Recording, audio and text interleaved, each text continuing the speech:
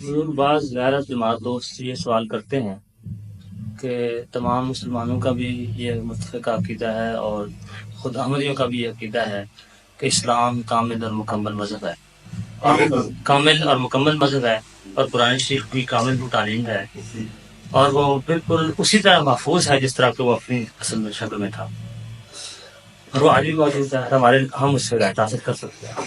اس کے بعد پھر حضرت مرزا صاحب کون سی نئی چیز لے کے آئے ہیں، کیا ان کو مانے بغیر گزارا؟ اگر وہ نئی چیز لے کے آتے تو ماننے کے قابل ہی نہ ہوتے۔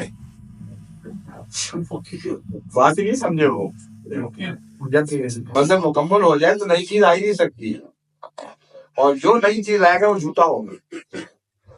اس لیے یہ کہتے ہیں کہ جب جھوٹا ہوگا تب ہم مانیں گے، یہ بات کرنا ہے۔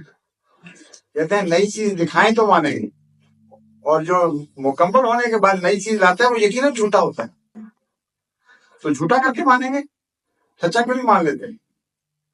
واقعہ یہ ہے کہ قرآن کریم تو مکمل ہے، لیکن وہی قرآن ہے نا جو رسول اللہ صلی اللہ علیہ وسلم کے زمانے میں تھا، تو اس وقت یہ قرآن جو تبدیلیاں پیدا کر رہا تھا آج کو نہیں کر رہا۔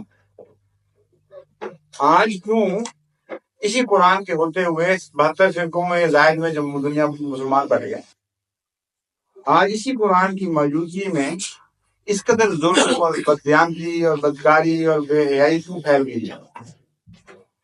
آج کیوں ایک دوسرے سے لڑ رہے ہیں، ایک دوسرے کا خون کر رہے ہیں، زندہ پکڑ پکڑ کے مسلمانوں کو آگوں میں پھینک رہے ہیں، اور نفرتوں کے شکار ہو گئے ہیں سارے؟ قرآن کو نہیں ہے؟ یہ تو قرآن کہتا ہے کہ ایسے ہیں محمد رسول اللہ صلی اللہ علیہ وسلم کے غلام کہ جس طرح ایک بنیاد دیوار شیشہ پلائی ہوتی ہے، اس طرح چکے ہوئے آپس اس طرح محبت کرنے والے، اشداء علی الکفار رحماء بینہم، بے انتہا آپس میں محبت کرنے والے، بے انتہا رحم کرنے والے۔ وہ قرآن اس کی یہ باتیں غلط ہو گئی ہیں، نعوذ باللہ من ذالک، کیوں نہیں ہو رہا؟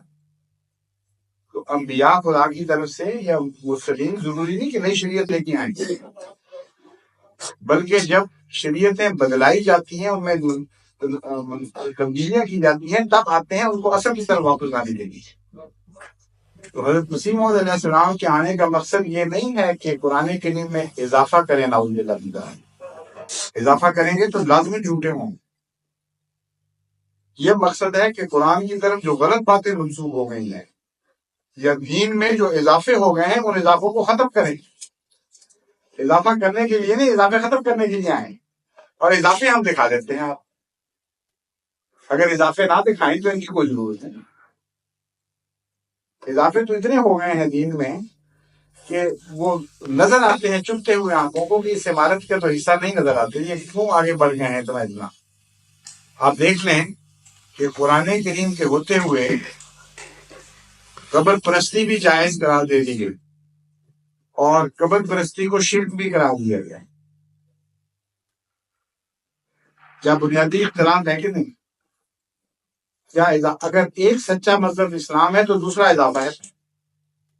قرآن کریم کے ہوتے ہوئے حضرت صلی اللہ علیہ وآلہ وسلم کو نور بھی قرار دیا گیا کہ بدل نہیں ہے، مجسم نور تھے، اور یہ بھی اسی قرآن سے ثابت کیا جا رہا ہے کہ جو یہ کہے وہ مشرک پکا خدا اسلام سے بولتا نہیں۔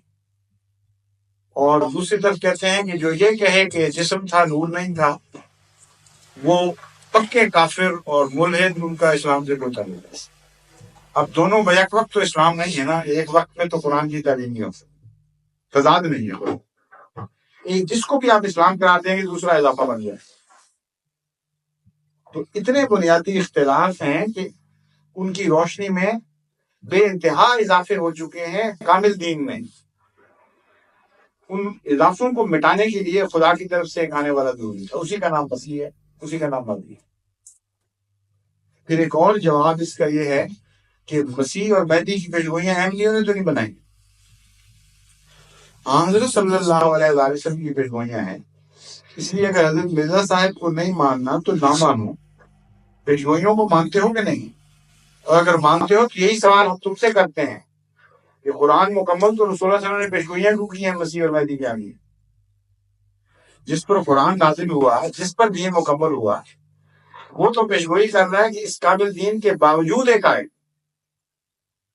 اور 1400 سال بعد والے یہ زیادہ فہم رکھتے ہیں، کہتے ہیں کہ نہیں کوئی ضرورت نہیں آنے کی، کو مکمل ہو جائے. نشان کو دیکھ کر انکار کب تک پیش جائے گا.